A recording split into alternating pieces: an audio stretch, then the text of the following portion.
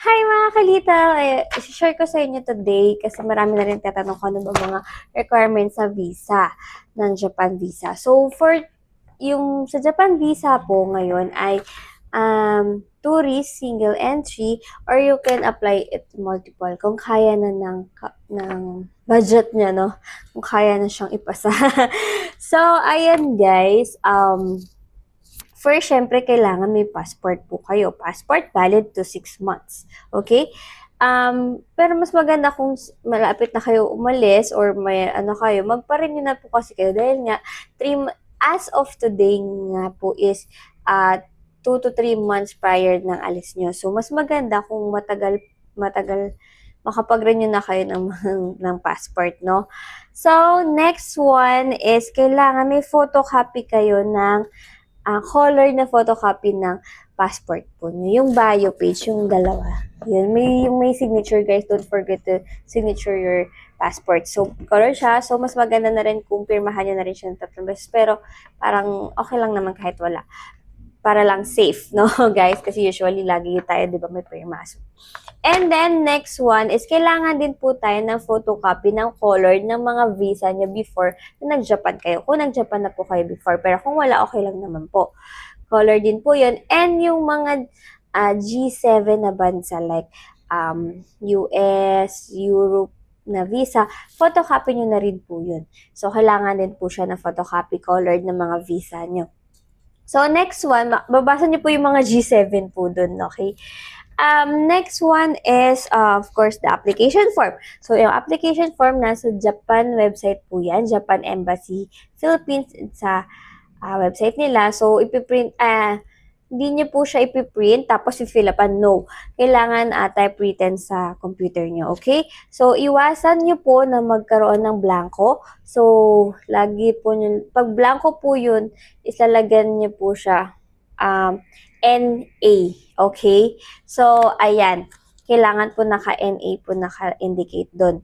Yung mga blanco, bawal kasi may blank doon. Tapos, make sure talaga na ma-fill up nyo ng maayos. No erasure po yan. And ma-signature nyo rin po. And the date, kung kailan nyo po siya, kung kailan po kayo mag-a-apply, no? So, next one is, syempre, photos. Photo nyo, magpapapicture po kayo sa mga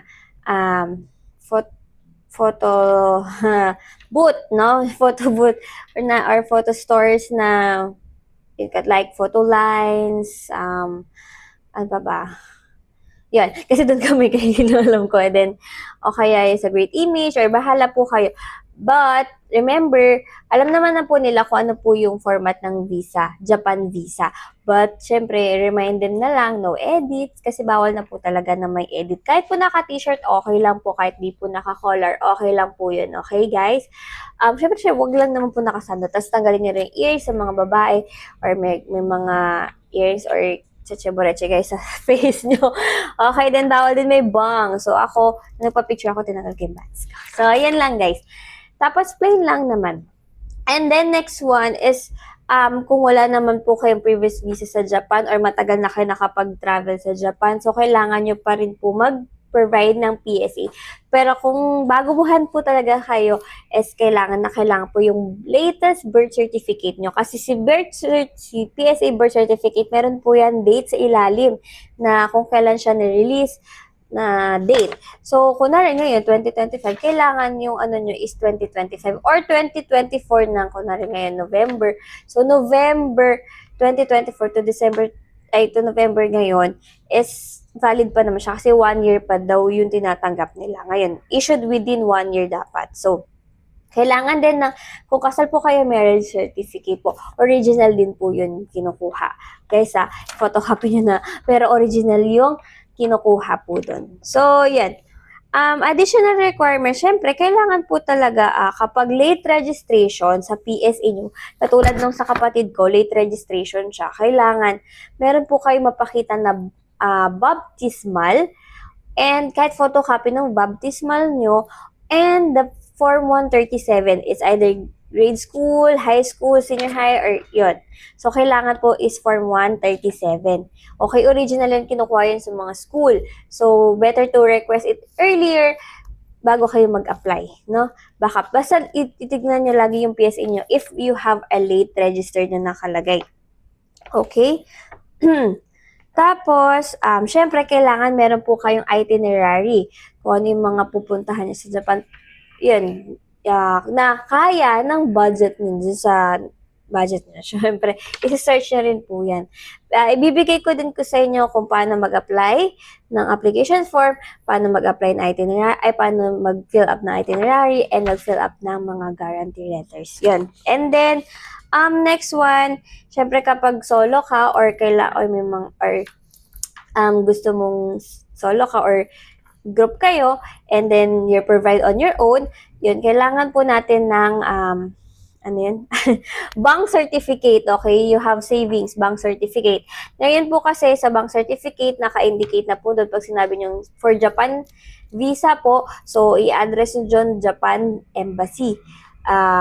Tapos, nakalagay doon purpose for visa applications, and nakalagay doon yung ADB, daily average balance, and then the total balance niya po. So, before, balance lang nakalagay sa bank certificate. Ngayon, may ADB na tinatawag, which is your daily balance, no?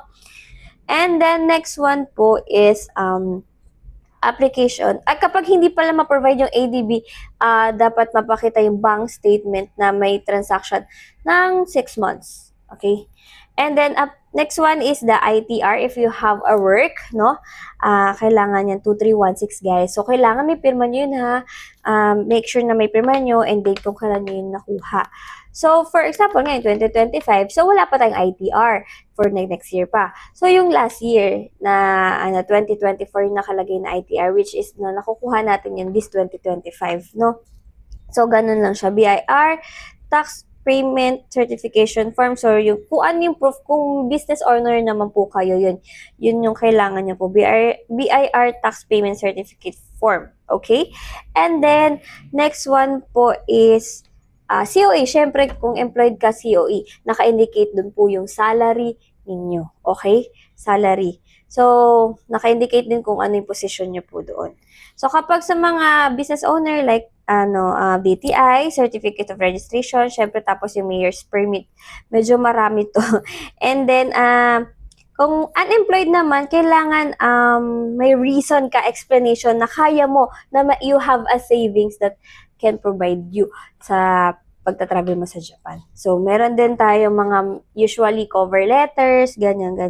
But if you don't have a COE or something na proof na yung savings mo is galing sa ganyan. Okay?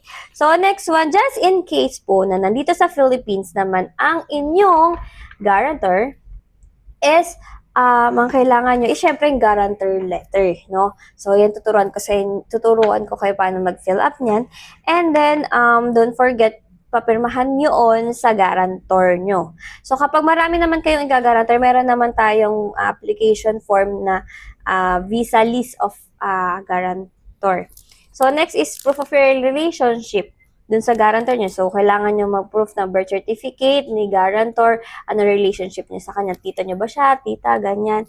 And then, pictures, no?